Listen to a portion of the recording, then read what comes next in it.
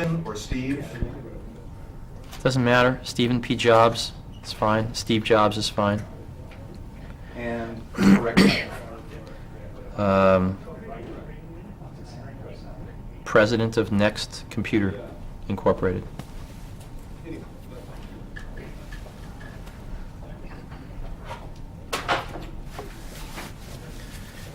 What has your life come into contact with that of Dr. Joseph Juran's? Well, at Next here, we decided to try to figure out what all of this ballyhoo about quality was about. So we started looking into things, came in contact with a lot of people.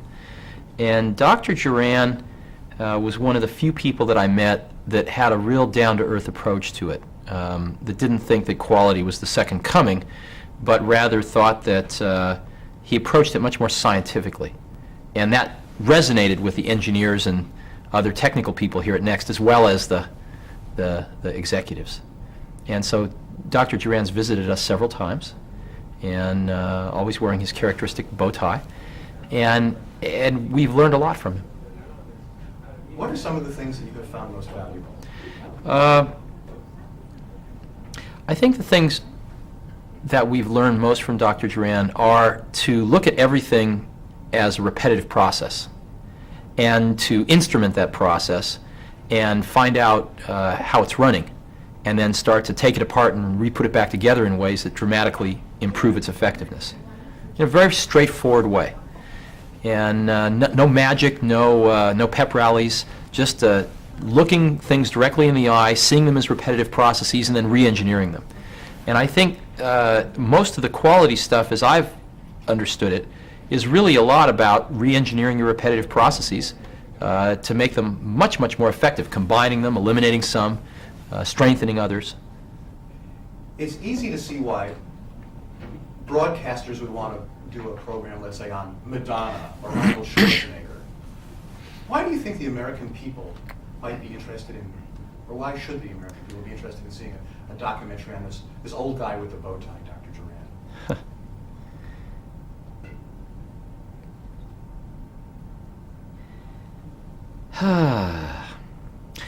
America's in a tough spot right now, I think. I think we've forgotten the basics. We're so prosperous for so long that we took too many things for granted, and we forgot how much work it took to actually build and sustain those basic things that were supporting our prosperity. Things like a great education system, things like great industry. And we are now faced with relearning those things, going back to the basics and relearning them. And that's why I think Dr. Juran is so valuable, because he is standing right on the basic heart of the matter of why we are being out-manufactured, why we are being outplanned by Japan. It is not excuse me, it is not because the Japanese are tricking us, it's not because the Japanese are better intellectually, it's because we are being outplanned, we are being out-strategized, we are being out-manufactured, and there is nothing that can't be fixed, but we're not going to fix it up here. We're going to fix it by getting back to the basics of what we need to do. There aren't an awful lot of living legends around these days. When Joseph Juran walked in through these front doors, what struck you about Dr. Juran, the person?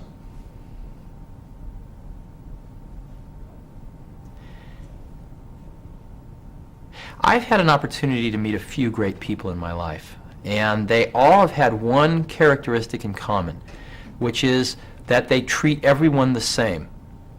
Whether it's the janitor or the president of the company, whether it's the president of the United States or someone in a rural slum, they treat them exactly the same. And if a question is asked, they will directly answer that question to the best of their ability. The look in their eyes is exactly the same, and that was certainly true of Dr. Juran.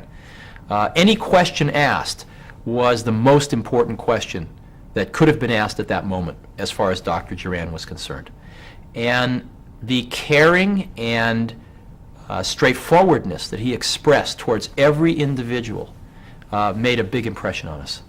Of course, his awesome knowledge of the subject. But beyond his awesome knowledge of the subject, the way that he viewed people so optimistically that even the most foolish question was addressed with the greatest desire to transmit what he had learned in his life. Everybody now certainly uses quality, whether it's in the advertising or in their internal literature. It's sort of American flag, apple pie, and motherhood. It's almost the price of admission in lots of industries. Right. And yet, so many corporations, large businesses in particular, have such a hard time getting things moving, seeing results, getting people somehow facing the right direction. What holds it back, do you think? It's funny, the group of people that do not use quality in their marketing are the Japanese. You never see them using quality in their marketing. It's only the American companies that do. And yet, if you ask people on the street which products have the best reputation for quality, they will tell you the Japanese products.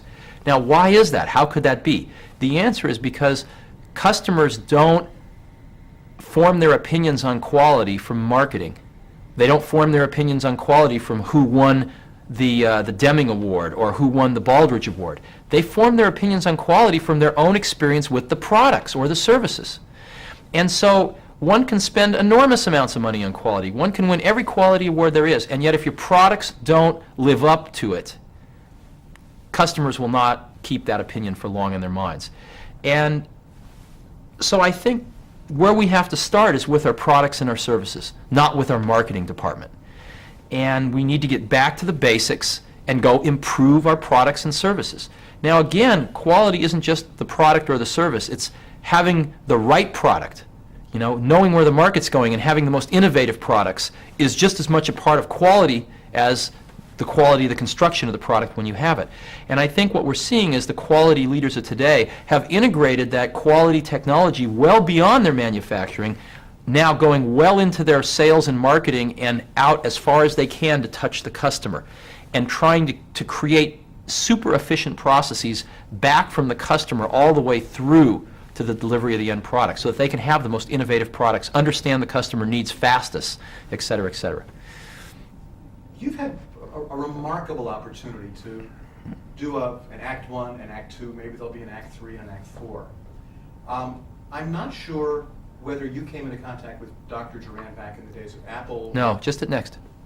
What do you do differently at Next as a result of having been in contact with Dr. Juran that you didn't do back in the days of Apple? In most companies, if you're new and you ask, you know, why is it done this way? The answer is because that's the way we do it here, or because that's the way it's always been done. And in my opinion, the largest contribution of much of this quality thinking is to approach these ways of doing things, these processes, scientifically, where there is a theory behind why we do them. There is a description of what we do, and most importantly, there is an opportunity to always question what we do. And this is a radically different approach to business processes than the traditional one, because it's always done this way. And that single shift is everything, in my opinion, because in that shift is a tremendous optimistic point of view about the people that work in a company. It says these people are very smart. They're not pawns. They're very smart. And if given the opportunity to change and improve, they will. They will improve the processes if there's a mechanism for it. And that optimistic humanism I find very appealing. And I think we have countless examples that it works. Part of this way that this optimistic humanism is expressed in companies are the things to which the people who control corporations say yes to requests and recommendations that are made to them. What kind of things are you saying yes to here at Next as a result of Dr. Juran's teachings or exposure that you might never have said yes to before? Well, I think your question actually capsulizes what's wrong. The whole philosophy behind these newer quality approaches is that people shouldn't have to ask management permission to do something that needs to be approved. Authority should be vested in the people doing the work to improve their own processes, to teach them how to measure them, to understand them, and to improve them. And they should not have to ask for permission to improve their processes. So I think a lot of the philosophy behind this quality stuff carries with it a flattening of the traditional hierarchical organization and a distribution of authority to the people who are best in the position to decide what should happen to improve these processes, the people doing the work themselves. And so the permission that's given because of this quality philosophy is the permission to not have to ask permission. The two quality gurus in America today who seem to be getting the most press and the most notoriety are Joe Juran and Dr. Deming. Right. Obviously, you're familiar with Dr. Deming and the Deming Prize. What do you see as the significant contributions of both men? I've never met Dr. Deming, and I've never read his books, so I'm ignorant. Can't tell you. When you think back 5 or 10 years, Dr. Juran is going to be gone at some point, and all that's going to be left are his tapes and his books. What are going to be your fondest memories of Dr. Juran?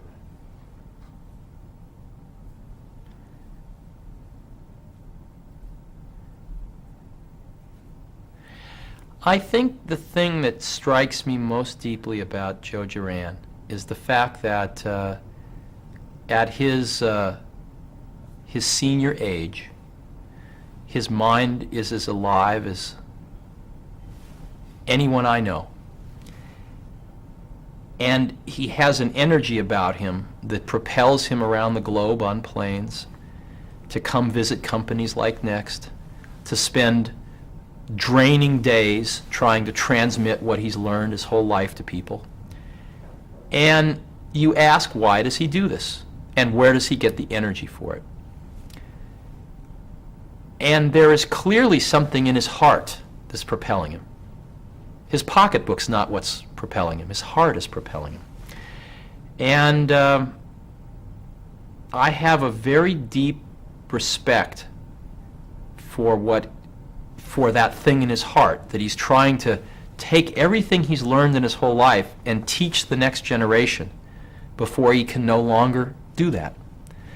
And he's flown out here several times, cross country, to try to make Next the kind of company that he would like to see more of. And he will gain nothing from it himself, except to know that his ideas will live on beyond him. And I really respect that. And I found him to be an incredibly warm individual with something big in his heart. You raise an interesting point that he treats everyone the same. Mm-hmm. I don't know how much private time you spent with him, a lunch or a dinner, apart from the ceremonial stuff. Fair bit. You can tell us, what's Dr. Juran really like? I think he has much more of a sense of humor than he lets show when he's talking to groups. Much more of a sense, kind of a pretty wicked sense of humor, actually. And I just imagine when he was young, he was a pretty wild character. Now, everyone we've spoken to has always alluded to Dr. Juran's humor. Uh-huh. And we always say, give us an example. Can you give me an example of the Juran humor? My memory's not that good. I don't remember anecdotes and things like that, but I remember laughing a lot with him. Last question, before I ask Howell what I've not covered. What have I been not smart enough to ask you that you think ought to be on a videotape of the life of Joe Juran, that maybe if you don't say this, nobody else will?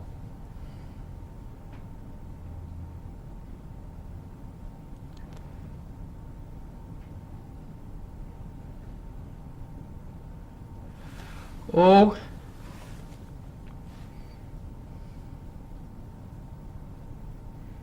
I don't know. I never visited him at his home. I think you learn a lot by doing that. I never met his wife, and I think you learn a lot by meeting someone's family. Joe Juran is clearly a person that spent his life on one thing. He found his great subject early in life, and he pursued it over decades. And he's made a deep, deep, deep contribution that will last well beyond his physical years. And like most people that do that, there is, below the surface, great sacrifices they've made to do that. In some cases with their family, in some cases with a lot of other things they might have wanted to do with their lives. And I don't think Joe Juran would be an exception. Matter of fact, I think he would be he would follow that.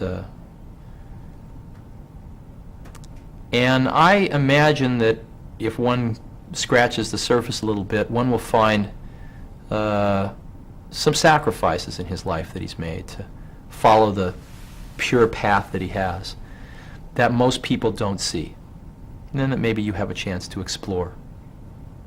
So, but I don't know them myself. You can sense that they're there.